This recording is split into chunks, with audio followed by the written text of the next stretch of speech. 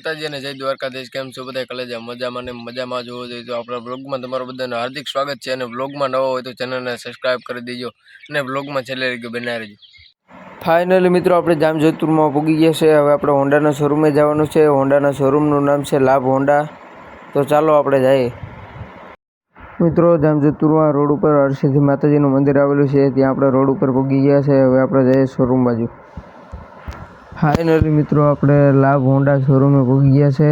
તો હાલો આપણે જઈએ હવે અંદર શોરૂમમાં ને જોઈએ કે ક્યાં ક્યાં ગાડી છે અંદર શોરૂમમાં।